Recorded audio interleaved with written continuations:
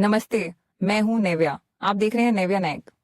इस वीडियो में हम बात करेंगे ऐसी प्रॉब्लम्स पर जो आज के समय में सभी युवाओं का मनोबल कमजोर करता है।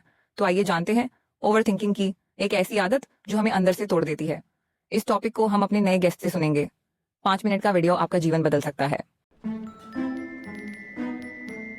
ओवर थिंकिंग यानी जरूरत से ज्यादा सोचना, बार बार एक ही बात को दिमाग में दोहराना और उसमें इतना डूब जाना कि वह टेंशन, कंफ्यूजन और थकावट दे। आजकल ये सबसे चुपचाप बढ़ती मेंटल प्रॉब्लम्स में से एक है। इस पर खुलकर बात करना जरूरी है क्योंकि ये हमारे डिसीजन लेने, कॉन्फिडेंस, रिश्तों और अंदर की शांति सब पर असर डालती है।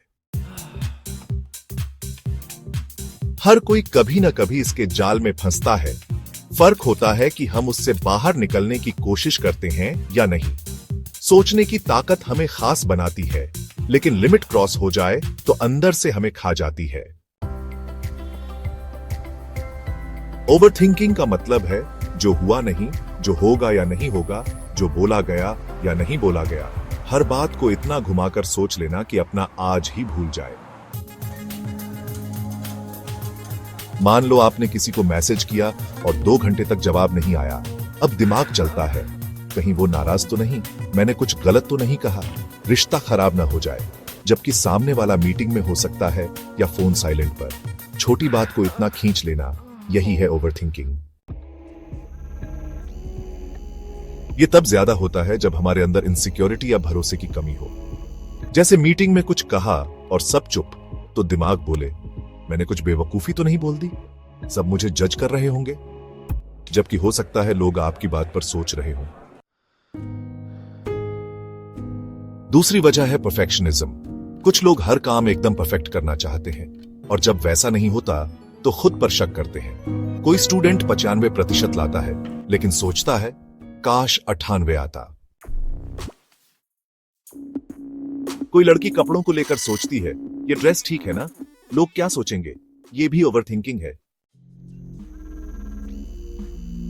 तीसरी वजह है पुराने अनुभव। अगर किसी ने धोखा दिया हो, अनदेखा किया हो या बातों को गलत समझा हो, तो हम हर नए रिश्ते में वही डर और शक लेकर चलते हैं। अब सवाल है ओवरथिंकिंग से कैसे निकला जाए। पहला स्टेप है अवेयरनेस। जब आप पकड़ लें कि बेवजह सोच रहे हैं तो आपने कंट्रोल करना शुरू कर दिया। जैसे खुद से कहो यह बस एक थॉट है, सच नहीं। दूसरा तरीका है लिखना। जो बात दिमाग खाए उसे डायरी में उतारो। तीसरा प्रेजेंट मोमेंट में वापस आना। जब दिमाग बेकाबू हो खुद से पूछो मैं अभी कहां हूं, क्या कर रहा हूं। चौथा भरोसेमंद से बात करना। कई बार बात शेयर करने से सोच हल्की हो जाती है। मेडिटेशन, एक्सरसाइज, नींद और सोशल मीडिया से ब्रेक लेना भी काम आता है। सोशल मीडिया दूसरों की जिंदगी के हाइलाइट्स दिखाता है, जिससे हम अपनी कमियों से तुलना कर ज्यादा सोचते हैं। क्या यह पैटर्न बदला जा सकता है? हां, लेकिन धीरे धीरे इसे कहते हैं कंडीशनिंग। जैसा रोज सोचते हो दिमाग उसी का आदी हो जाता है। अगर नेगेटिव सोचोगे तो वही मजबूत होगा, लेकिन अगर पॉजिटिव, रियलिस्टिक सोच अपनाओगे तो दिमाग नया रास्ता पकड़ लेगा। एक टेक्निक है, सोच को सवालों से चैलेंज करो। जैसे कोई थॉट, कोई मुझे पसंद नहीं करता, तो पूछो क्या यह सच है? क्या हर कोई ऐसा सोचता है? क्या कुछ लोग नहीं हैं जो मुझे वाकई पसंद करते हैं? यह सोच धीरे धीरे बदलने लगती है। याद रखो, सोच बदलती है, आदत बनती है और आदत जिंदगी का रास्ता तय करती है। ओवरथिंकिंग को एक दिन में खत्म नहीं किया जा सकता, यह प्रोसेस है। अगर आप ज्यादा सोचते हो तो इसका मतलब यह नहीं कि आप गलत हो या अकेले हो।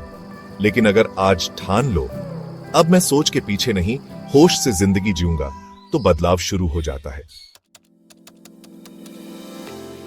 जब कोई बात बार बार दिमाग में घूमे तो कहो सोचना ठीक है पर उसमें डूबना नहीं।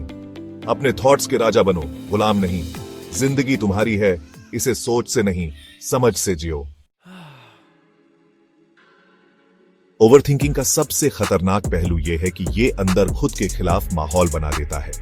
हम अपने ही मन में सोचते हैं, तू अच्छा नहीं है, तू फेल हो जाएगा, तेरे में वो बात नहीं जो दूसरों में है। ये सोच हमें दूसरों से कंपेयर करने पर मजबूर करती है। हम किसी की सक्सेस देखकर अपनी वैल्यू कम आंकते हैं। जैसे कोई रिलेशनशिप अच्छा चल रहा है तो सोचते हैं, मेरा क्यों नहीं? कोई अच्छा दिखता है तो लगता है काश मैं भी ऐसा होता। फिर सवाल आते हैं, मैं क्यों नहीं कर पाया? क्या मुझ में कमी है? क्या मेरी किस्मत खराब है? ये दौड़ जो हमारी नहीं, फिर भी हम उसमें थकते हैं। ओवरथिंकिंग हमें यकीन दिलाती है कि हम कम हैं, जबकि हम सिर्फ थके हुए होते हैं। कई बार हम दूसरों को खोने के डर से इतना सोचते हैं कि खुद को खो बैठते हैं। हर बात का मतलब निकालते हैं। उसने जल्दी फोन काट दिया, मतलब उसे दिलचस्पी नहीं। लेकिन भूल जाते हैं कि सामने वाला भी इंसान है, उसकी भी जिंदगी और परेशानियां हैं। ओवरथिंकिंग हर चीज को पर्सनल लेती है, हर चुप्पी को रिजेक्शन, हर दूरी को घमंड, हर अनिश्चितता को डर। सच ये है कि जिंदगी में बहुत कुछ अनिश्चित होता है और होना चाहिए भी, तभी तो रोमांच है। अगर सब कुछ पता हो तो जीने का मजा क्या? कभी हम सोचते सोचते इतने आगे निकल जाते हैं कि वो बात असल में हुई ही नहीं होती, लेकिन मन में पूरा ड्रामा बन चुका होता है। किसने क्या कहा, क्यों कहा, कब कहा और आगे क्या होगा। हम उसी इमेजिनेशन में जीने लगते हैं और फैसले उसी के हिसाब से लेने लगते हैं। जो हुआ नहीं उसका असर जिंदगी पर पड़ने लगता है। हम अक्सर ओवरथिंकिंग को समझदारी समझते हैं। सोचते हैं कि मैं हर बात को गहराई से देखता हूं, लेकिन समझदारी होती है जहां सोच समाधान की तरफ जाती है। ओवरथिंकिंग सिर्फ सस्पेंस पैदा करती है, सुलझाती नहीं। ये हमारी सेल्फ वैल्यू को धीरे धीरे खा जाती है। जब ये लंबे समय तक होता है तो हम खुद को वो इंसान समझने लगते हैं जो हमेशा उलझा रहता है। यकीन हो जाता है, मैं ऐसा हूं, मैं ओवरथिंक करता हूं, मुझे कोई नहीं समझ पाएगा। और ये सोच पहचान बन जाती है जिससे बाहर निकलना मुश्किल हो जाता है। अब हम सोच नहीं, सोच में जी रहे होते हैं। कभी तो हम अपने बीते कल की इतनी बार ऑटोप्सी कर चुके होते हैं कि वो बस एक लाश बन जाता है जिसे रोज डिसेक्ट करते हैं, जबकि वो बदल नहीं सकता। हम सोच से टूटते हैं, जैसे किसी ने गलत किया, दुख हुआ, ठीक है। लेकिन बार बार याद करना, हर हरकत रिप्ले करना और नए सवाल बनाना, ये राउंड रॉबिन थिंकिंग है जो तब तक खत्म नहीं होती जब तक हम न कहें अब बस। कभी ओवरथिंकिंग का इलाज कोई बड़ी बात नहीं होती, बस खुद से माफी मांगनी होती है। माफी इस बात की कि हमने मन को इतना बोझ उठाया बिना समझे कि वो थक चुका है। खुद से कहो, मैंने ज्यादा सोचा, कुछ रिश्तों को ज्यादा पकड़ा, कुछ लम्हों को जाने नहीं दिया। अब छोड़ता हूं क्योंकि मैं चैन का हकदार हूं। याद रखो, सोच को कोई रोक नहीं सकता, पर तय कर सकते हैं कौन सी सोच अंदर जगह पाएगी। ये हमारे हाथ में है कि हम दिमाग को कंट्रोल करें या वो हमें। जैसे स्टेशन पर कई गाड़ियां आती हैं, पर हर एक में नहीं बैठते, वैसे ही हर सोच पर नहीं रुकना चाहिए। कुछ को आने दो, जाने दो, पकड़ कर मत बैठो। ओवरथिंकिंग छोड़ने की कोशिश में शुरुआत में बेचैनी होती है। मन पुरानी आदतों की तरफ भागता है। लेकिन तब खुद से कहो, मैं अब उस रास्ते पर नहीं जाऊंगा जो मुझे थकाता है। शुरुआत में हारो फंसो, पर धीरे धीरे पकड़ मजबूत होती है। जब आप सोच को आने दो, महसूस करो, फिर जाने दो, आप आजादी की तरफ बढ़ते हो। यह आजादी बाहर से नहीं, खुद से शुरू होती है, भरोसे से। भरोसा तब आता है जब मन से दोस्ती हो जाती है। तो जब सोच आपको अतीत या भविष्य में ले जाए, पूछो, क्या यह सोच मुझे हल दे रही है या उलझा रही है? अगर उलझा रही है तो वहीं रोक दो। आप सोचने के लिए नहीं, जीने, महसूस करने और बढ़ने के लिए है। और आखिरी बात, ये जिंदगी एक बार मिलती है, इसे सोच समझकर नहीं जिया जाता है, धीरे धीरे, होश में, सुकून से। अब वक्त है रुकने का, खुद से मिलने का और खुद को समझने का। अगर आज हम अपनी सोच की इस चुपचाप लड़ाई को न पहचाने तो कल ये हमें खुद से दूर कर देगी। ये सोच बेकाबू है, उसे थामना हमारा जिम्मा है। और याद रखो, तुम अकेले नहीं हो, बहुत से लोग इसी जंग में हैं, बस चुप्पी ओढ़े हुए हैं।